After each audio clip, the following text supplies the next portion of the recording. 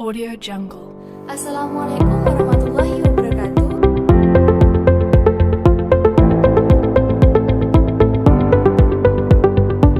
Perkenalkan, nama saya Dia Inovetu Fasanabila, NIM 201190057.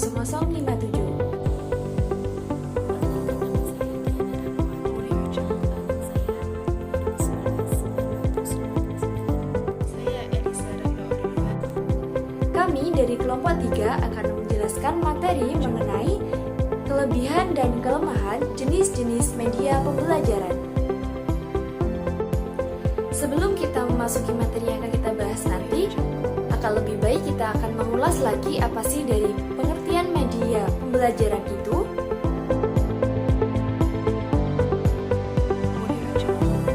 Kata media merupakan jamak dari kata medium atau dari bahasa Latin medius yang artinya tengah, pengantar, atau perantara. Sedangkan kata pembelajaran merupakan serangkaian kegiatan yang telah diprogramkan dengan melibatkan peserta didik untuk memudahkan mereka memperoleh informasi dari lingkungan belajar. Sedangkan pengertian dari keseluruhan media pembelajaran itu merupakan serangkaian hal yang berkaitan dengan perangkat lunak atau software dan perangkat keras atau hardware yang dapat digunakan untuk memberikan isi materi yang akan diajarkan dari sumber pembelajaran ke peserta didik yang dapat memicu pikiran, perasaan, perhatian, dan minat pembelajar sedemikian rupa sehingga proses pembelajaran menjadi lebih efektif. Mungkin itu yang dapat kita evaluasi untuk pengertian daripada media pembelajaran. Selanjutnya, kita akan memasuki pembahasan kita kali ini, yaitu kelebihan dan kelemahan dari jenis-jenis media pembelajaran. Media yang pertama yaitu media berbasis cetak. Media bahan cetak atau berbasis cetak ini adalah alat pembelajaran yang pembuatannya melalui percetakan atau printing. Penyampaian pesan media cetak terdapat pada gambar dan huruf yang diilustrasikan pada media tersebut. Media berbasis cetak meliputi bahan-bahan yang disiapkan di atas kertas untuk pembelajaran dan informasi.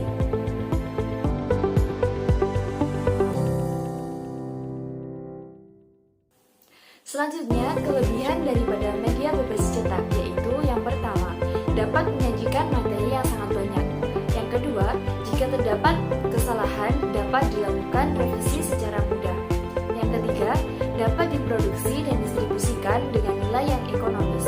Yang keempat, perpaduan teks dan gambar dapat memudahkan memahami informasi yang disajikan. Yang terakhir yaitu mudah dibawa kemana-mana. Selanjutnya yaitu kelemahan daripada media berbasis cetak. Yang pertama, sulit menampilkan gerak dalam media cetakan. Yang kedua, membutuhkan biaya yang mahal apabila menampilkan ilustrasi, gambar, atau foto-foto yang berwarna-warni. Ketiga, proses pembuatannya cukup lama. Yang keempat, yaitu dapat rusak dan hilang apabila tidak dirawat dengan baik. Saya di sini akan menyambung penjelasan yang disampaikan oleh teman saya yaitu Nabila tentang jenis-jenis media pembelajaran. Oke, yang saya sambung yaitu tentang media berbasis audiovisual. Ada yang tahu belum apa itu media berbasis audiovisual? Di sini saya akan menjelaskan tentang hal itu. Media berbasis audiovisual adalah hasil dari penggabungan suara yang memerlukan kerja tambahan untuk memproduksinya. Media ini ada kelebihan dan juga kekurangannya. Kelebihannya dapat disaksikan secara ulang bila diperlukan, dapat menanamkan sikap atau segi-segi afektif positif, terus dapat menyajikan peristiwa bagi kelompok kecil maupun kelompok besar, dan dapat mengatasi keterbatasan jarak. Dan kekurangannya adalah mengadakan film biasanya membutuhkan biaya mahal dan waktu yang cukup banyak. Pada saat film dipertunjukkan, gambar-gambar bergerak terus sehingga tidak semua siswa mampu mengikuti informasi yang ingin disampaikan film tersebut. Dan yang terakhir, film yang tersedia tidak sesuai dengan kebutuhan dan tujuan belajar yang diinginkan. Ada contoh jenis-jenis audiovisual visual, yaitu media film. Media film dapat diartikan sebagai gambar hidup, yaitu serangkaian gambar yang diproyeksikan serta meluncur secara cepat sehingga menimbulkan kesan bergerak dan hidup. Kelebihan media film antara lain, film memberikan pesan kepada orang-orang yang dapat mudah diterima secara merata. Film dapat mengatasi keterbatasan ruang dan waktu, serta film sangat mudah dan bagus untuk menerangkan proses-proses. Kelemahan media film antara lain, harga yang sangat mahal untuk membeli produknya, serta memerlukan penggelapan ruangan. Ada juga media berbasis audiovisual diam. Ini merupakan kelompok media yang cara penyajian pesannya dapat dilihat oleh indera penglihatan dan dapat didengar oleh indera pendengaran. Kelebihan dan kekurangan hampir sama dengan media berbasis proyeksi diam. Tetapi antara media berbasis audiovisual diam dan media berbasis proyeksi diam ada perbedaan di audiovisualnya, yaitu memiliki aspek suara tertentu. Selanjutnya yaitu media berbasis visual. Media ini merupakan suatu alat atau sumber belajar yang di dalamnya berisikan pesan, informasi, khususnya materi pelajaran yang disajikan secara menarik dan kreatif dan diterapkan dengan menggunakan indera penglihatan. Kelebihannya adalah mempermudah peserta didik dalam memahami materi dan juga membuat peserta didik untuk berpikir lebih kritis, dan juga meningkatkan daya tarik peserta didik terhadap materi yang disajikan dengan menggunakan media visual. Kelemahannya adalah kurang praktis dalam penggunaannya, hanya berupa gambar serta tulisan, dan juga biaya produksi cukup mahal. Contoh dari media berbasis visual ini adalah media televisi terbuka. Media televisi terbuka adalah media yang penyampaian pesannya melalui sorotan gelembung dan satu stasiun kemudian dicabangkan melalui pesawat televisi. Kelebihan media ini adalah informasi atau pesan terbaru dapat dipercaya, sangat luas jangkauan penyebarannya, serta siswa akan memperoleh pesan secara lebih merata. Dan kelemahan dari media televisi terbuka ini adalah programnya tidak dapat digunakan berkali-kali, sifat komunikasi hanya satu arah, dan gambarnya sangat kecil. Di sini saya akan melanjutkan presentasi pertama saya, yaitu media televisi terbuka. Media televisi terbuka adalah media yang cara penyajian pesannya melalui pancaran gelombang dari satu stasiun, kemudian dicabangkan melalui pesawat televisi. Media ini memiliki kelebihan dan kekurangan. Kelebihannya adalah yang pertama, informasinya terpercaya. Yang kedua, sangat luas media penyebarannya. Yang ketiga, pesan dapat lebih merata.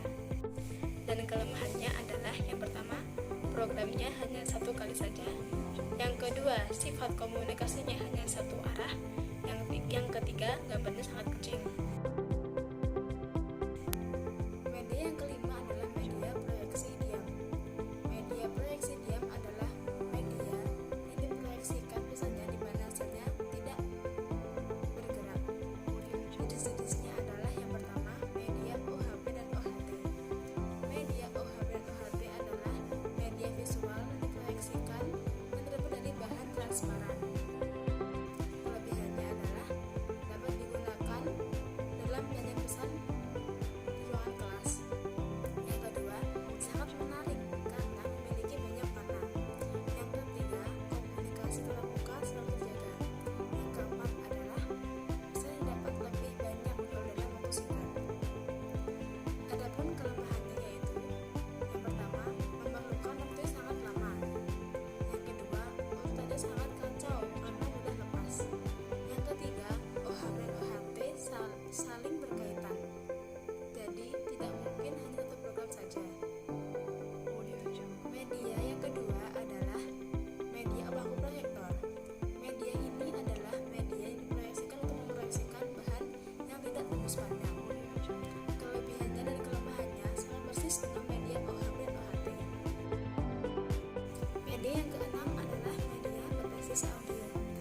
media berbasis audio adalah jenis media yang cara penyajian pesannya disajikan secara menarik dan menggunakan indera pendengaran saja.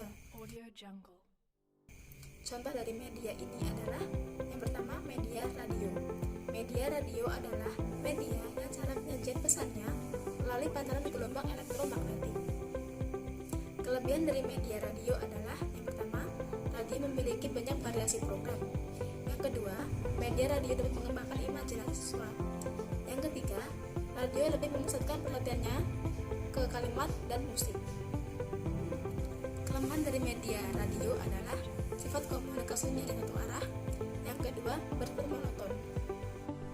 Contoh yang kedua adalah media alat perekam magnetik. Media alat perekam magnetik adalah media yang cara penyajian pesannya terdapat pada pemutaran kaset audio. Kelebihan dari media ini adalah yang pertama, rekaman dapat diputar berulang-ulang. Yang kedua, rekaman dapat diputar setelah dihapus. Yang ketiga, rekaman dapat mengembangkan imajinasi siswa.